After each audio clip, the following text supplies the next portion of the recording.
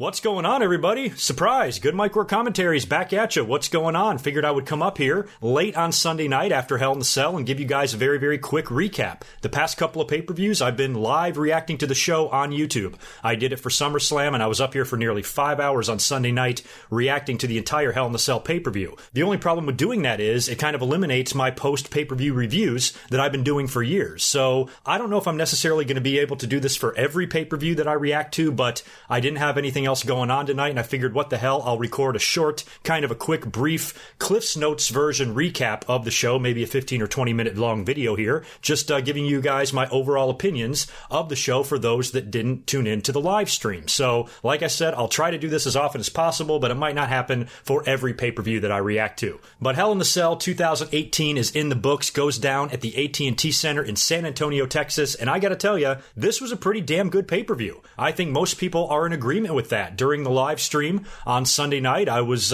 enjoying it. I thought all the matches were good for the most part. I think all of us as a group that were watching it together, all were giving the show pretty high marks. What really, really hurt this show was the finish of the fucking main event. And the more I think about it, the more it kind of baffles me that they actually did what they did here. But aside from that, and maybe a couple of other things, some hokey-ass finishes and shit, for the most part, I thought this was a really well-done pay-per-view. Except for that fucking ending, which we'll get to here in a minute. So, like I said, I'm not going to waste too much time. I'm just going to blow through these results here and give you guys my quick thoughts on all of the matches. And then, of course, on Monday night, don't forget to join us back again on the YouTube channel live for a Monday Night Raw watch-along. So smash that thumbs up button, give this video a like, and don't forget to subscribe if you have not yet already. We'll start off with the kickoff match. Now, this one was disappointing because I was not aware that this was a kickoff match. Rusev Day taking on New Day for the SmackDown Tag Team titles. I swear when I made my notes for this show, it said nothing about this being a kickoff match, so I think this might have been bumped a day or two ago, and I just wasn't aware of it. Had I known this was going to be on the kickoff show, I definitely would not have picked Rusev Day to win the tag team titles.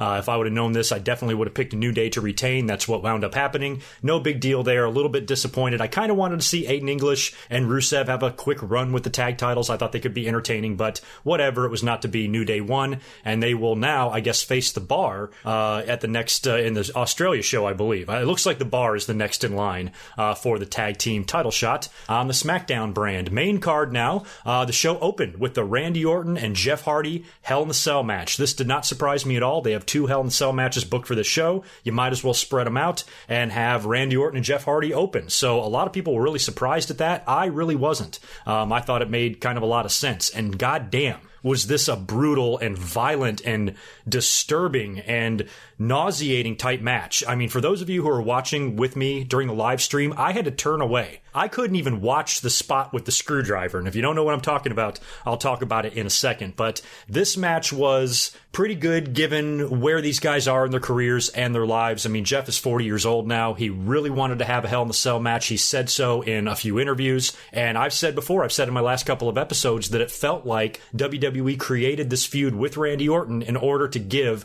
Jeff Hardy this Hell in the Cell match. They kind of manufactured this whole thing. I think an argument could have been made for AJ Styles and Samoa Joe to be inside the cell, considering everything that's going on in their feud. But I feel like this was WWE's way of giving Jeff Hardy what he wanted. And a lot of people were calling for Jeff to swanton off the top of the cage and shit like that. I didn't really think that was going to happen because you got to remember they're going to use the cell again. So in order to get on top of the cage, you have to get outside of the cage, which means the door is either going to have to be opened up for some reason, or they're going to have to go through one of the panels or something. And that really, to me, wasn't an option considering they had to reuse the cell later on. They weren't going to have time to fix that shit in between matches. So I thought whatever took place was going to take place inside of the cell. And I thought Jeff Hardy, even though he didn't climb to the top and jump off, he did some pretty innovative shit in there. And there were some really nasty spots with the ladders. I think Jeff had turned one of them upside down, almost to make like a V shape. And then Randy Orton ended up picking up Jeff Hardy and slamming him right through, you know, the side supports, and it almost like clamped down on him like a giant pair of Brutus the Barber Beefcake shears. It just looked crazy. A lot of blood in this thing. Jeff Hardy had this like studded belt they were whipping each other with, and Jeff Hardy got Randy Orton really good on his back, and he had all these little dots of blood. It was gruesome. Randy Orton even had skin hanging off of his leg because he got his leg sliced up or his thigh sliced up somewhere, probably on one of the ladders. But the gnarliest spot was when Randy Orton was on the outside of the ring and he comes across a toolbox underneath the ring. He dumps out all of the contents of the toolbox. There's all sorts of shit there, and he pulls out a flathead screwdriver, and you're like, oh my God. And so he goes into the ring, and that's where he takes the screwdriver and puts it through the hole in Jeff's earlobe, and then just starts twisting and twisting as if this skin is just going to snap off. And I am losing my shit watching this. You know, for those of you who saw me on the stream, you know what I'm talking about. I was just like, oh my God. And I was almost halfway convinced that they had gimmicked Jeff's ear with some Hollywood makeup or some rubber skin or something like that. And they were actually going to have Randy Orton tear off the earlobe. But I'm like, that's got to be fake. But they never got that far. It just looked really gruesome and really disgusting and just vile. And Randy Orton is a sadistic son of a bitch. But it was great stuff. And the finish was pretty interesting, too.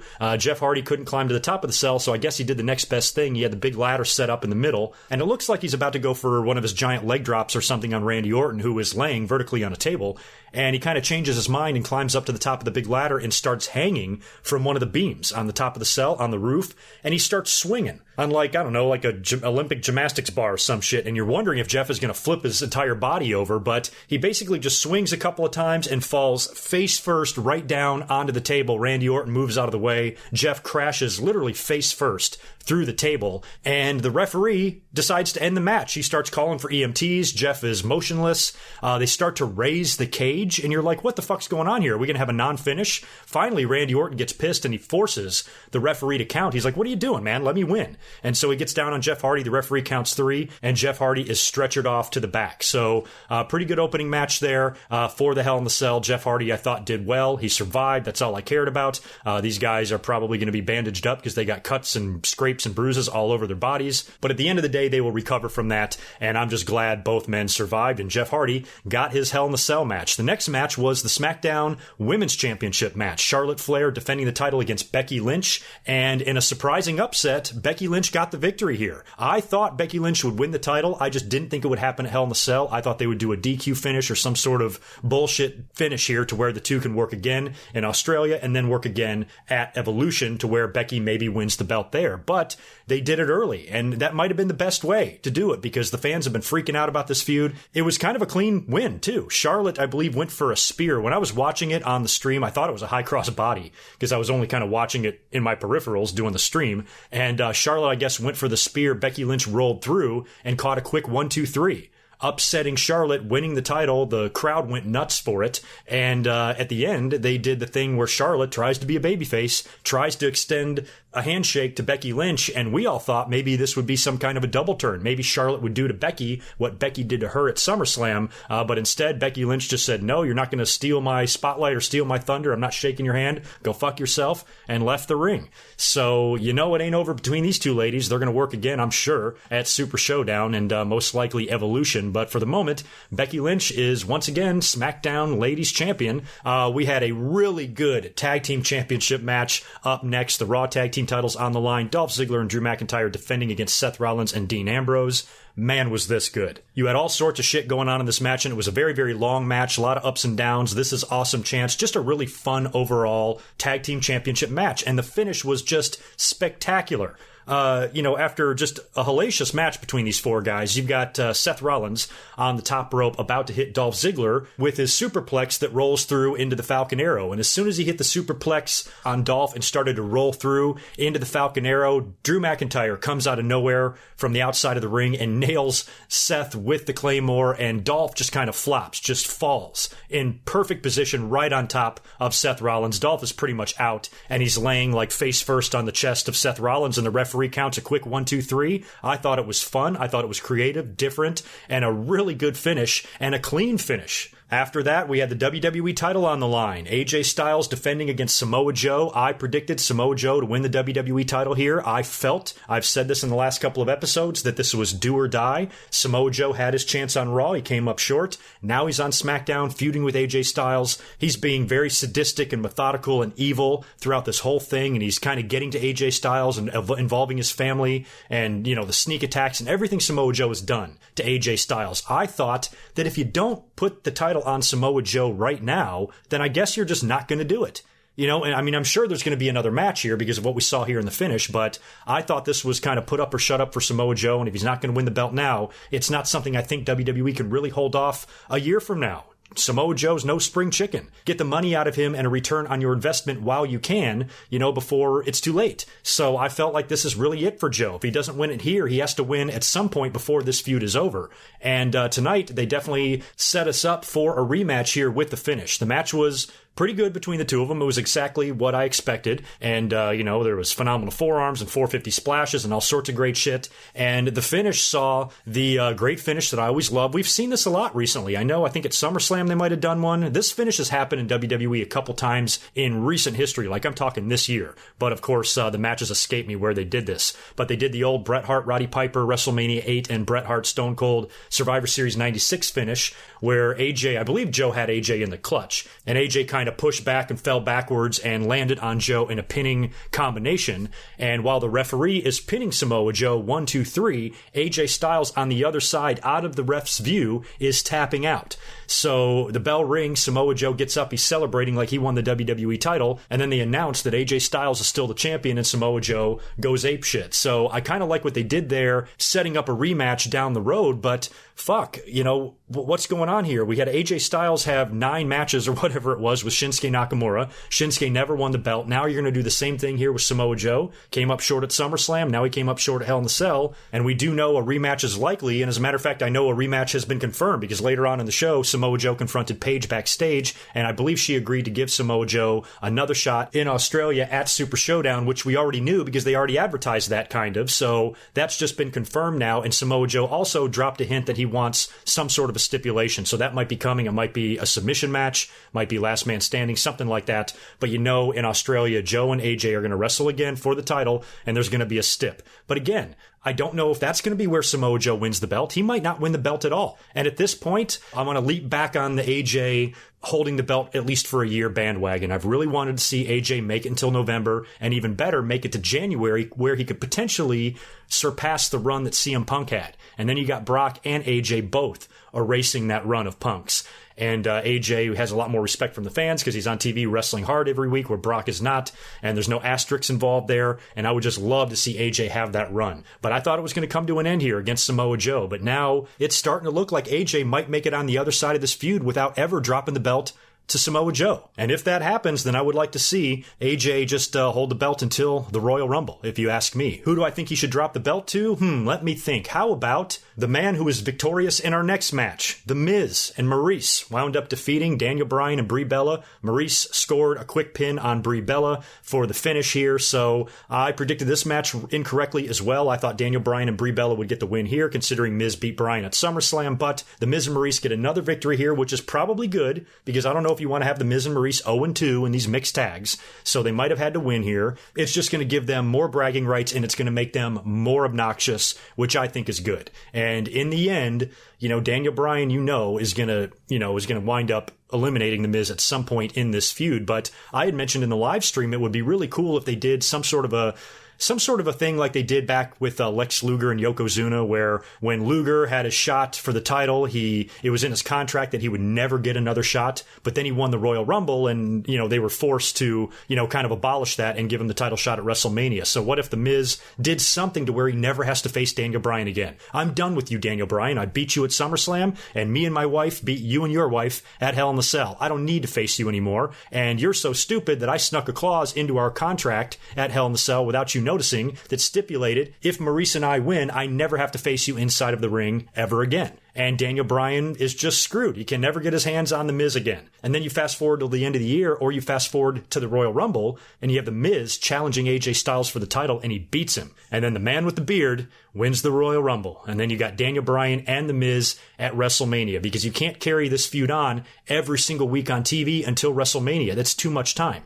There's 7 months left. You have to have like a break in there somewhere. The Super Showdown is coming up on October 6th, so I think that whole scenario is going to be out the window probably on Tuesday on SmackDown when they announce another match involving these participants, or at least Daniel Bryan and The Miz.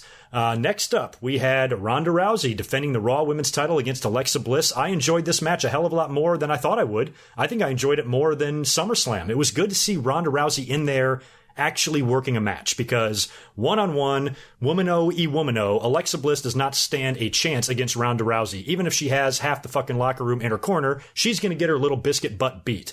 So they did the thing on Raw where Ronda Rousey was attacked and had injured her ribs. So she was kind of nursing the ribs going into this match, and when the match got going, she was selling the shit out of the ribs. Alexa had a lot of offense here. She also had a lot of help. Alicia Fox was out there, Mickie James was out there, and Natalya was in Ronda Rousey's corner. After Alexa does some damage to Ronda Rousey, and Ronda Rousey sells well. When I judge Ronda Rousey's performance in the ring, I can't imagine, I'm sure there's probably plenty of fans that are criticizing her performance. I am not one of them. I think Ronda Rousey is coming along quite well, and it was good to see her get this pay-per-view match type of experience where she's just not out there ripping a girl's arm off in 10 seconds and they're tapping out. She's selling. She's learning to work. Every minute she's out there is just more experience that she's getting, and she's been looking really good. Ronda Rousey doesn't do everything perfect by any means, but she's really good. And she handles and carries herself in the ring well. All of her shit, for the most part, looks good. A couple of her moves aren't so good. The Samoan drop scares me half to fucking death.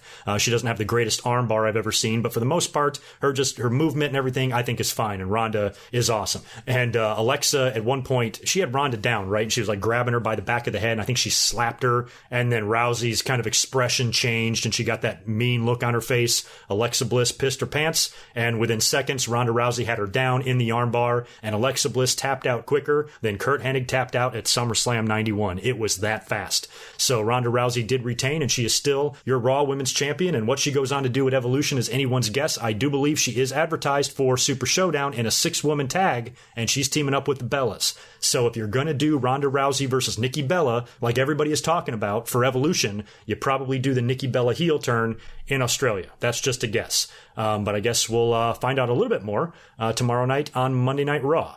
And now it's time for the main event. Hell in the Cell match. Universal title on the line. Champion Roman Reigns defending against Braun Strowman.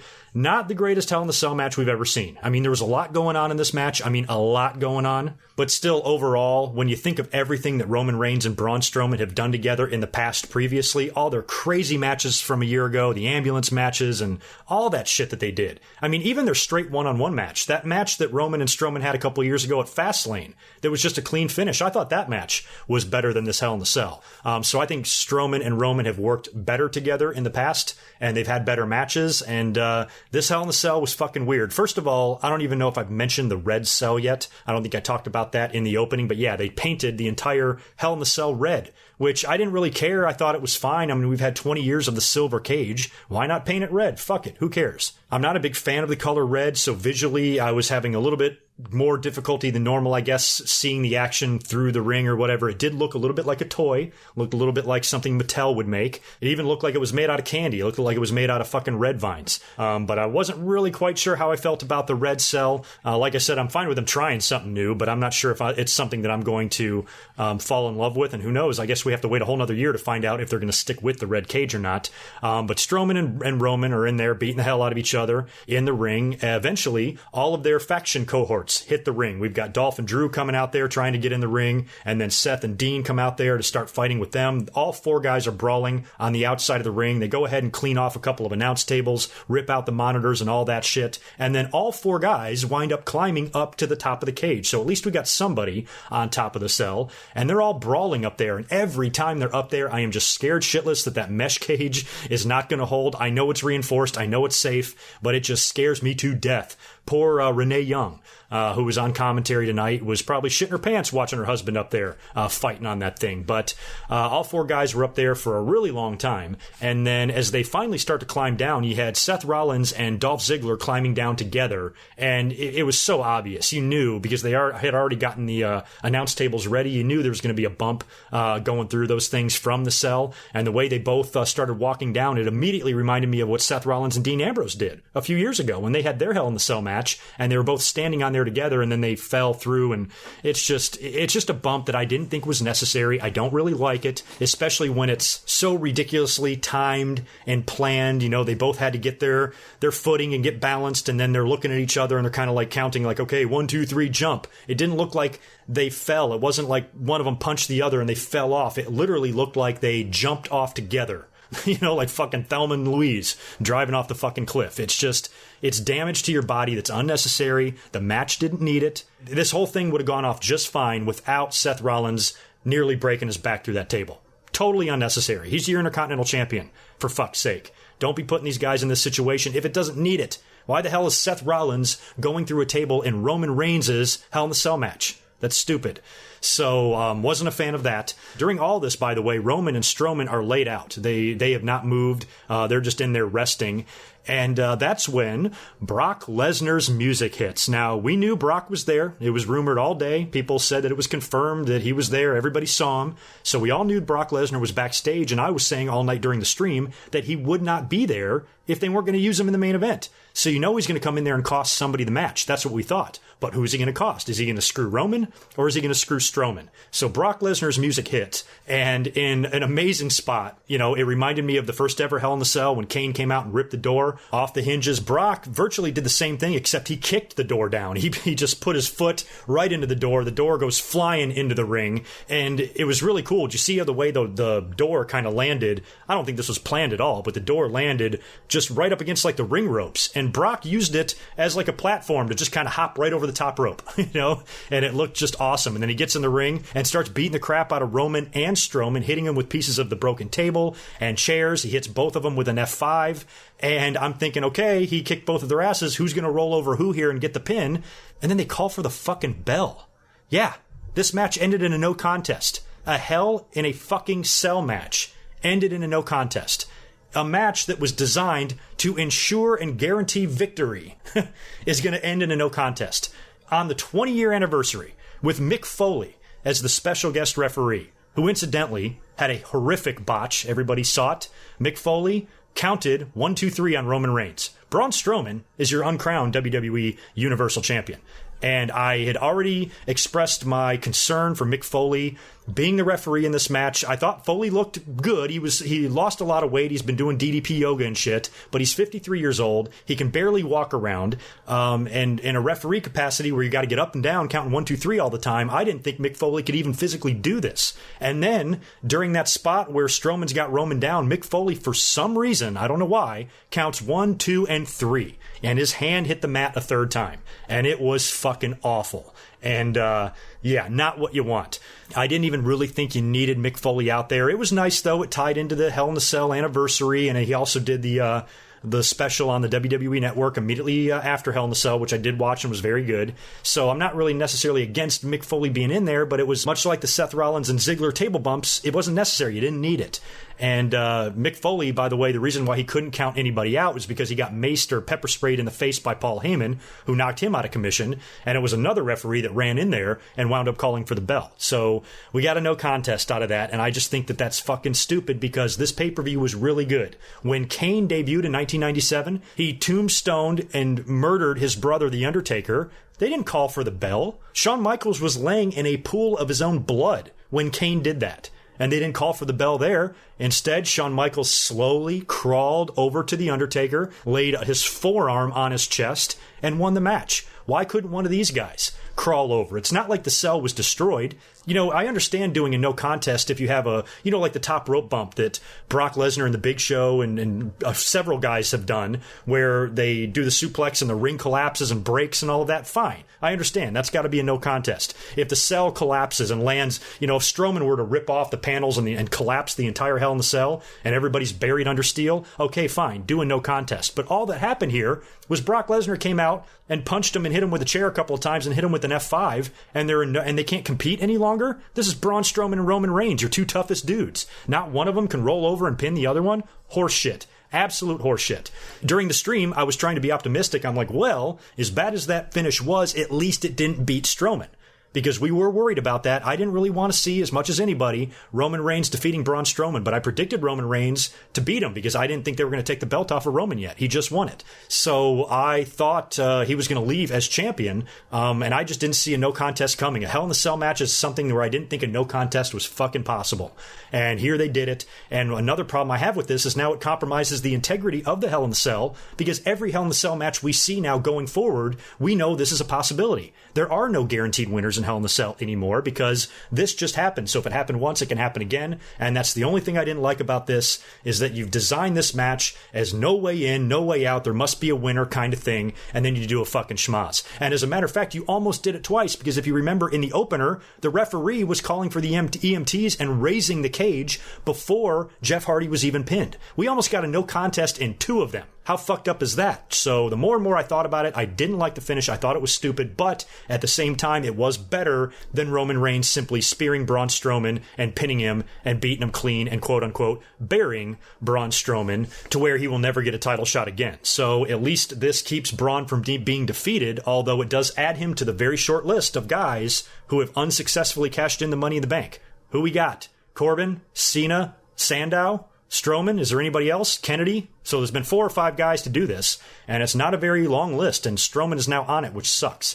So now you got to wonder where they're going to go in the future in the title picture. I don't know if there's time to scratch one of the matches for Super Showdown, but we did see the advertised match. It's been advertised for a couple of weeks. Braun Strowman, Dolph Ziggler, and Drew McIntyre are supposed to take on the Shield in a 6-man at the Super Showdown. So maybe they change that and they make it a world title match. They do Roman Reigns, Braun Strowman, and Brock Lesnar. And again, you do Reigns, Strowman, Lesnar at Super Showdown in Australia. It maybe satisfies the rematch of Brock Lesnar, and he can also lose without being pinned. You can do the finish with Roman and Strowman, and then Brock has come up short in his rematch, and then he's off to go do the UFC. So maybe he's got a couple contractual dates left. Maybe they had a date to burn, so they brought him in for Hell in a Cell and had him go out there and kick ass. But this is something we could have seen coming, or we should have seen coming, because the night after SummerSlam, Paul Heyman was backstage with Kurt Angle, and Paul Heyman suggested that Hell in a Cell be the place where Brock Lesnar gets his contractually obligated rematch, and Kurt Angle shut that down and said, hell no. Well, Kurt Angle's out of the picture now. We've got Baron Corbin as GM. So now maybe he can make some sort of a match here, and maybe they do that in Australia, or maybe they save it for Survivor Series. I don't know, but it looks like Brock might come back in here to do another match and wrestle for the title. Like I said, I thought the pay-per-view was good, except for the finish of this match. It was really going to hinder it because WWE, they shot themselves in the ass. I mean, I think for the most part, the fans were happy with the pay-per-view, but then when you give them a finish like that, it gets their panties in a bunch,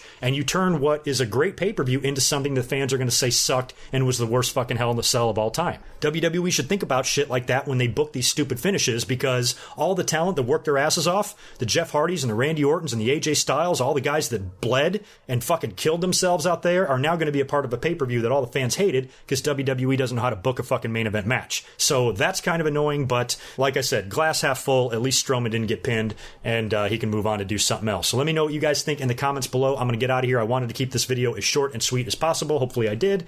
And I will catch you guys Monday night from my live Raw watch along. Until Monday, peace.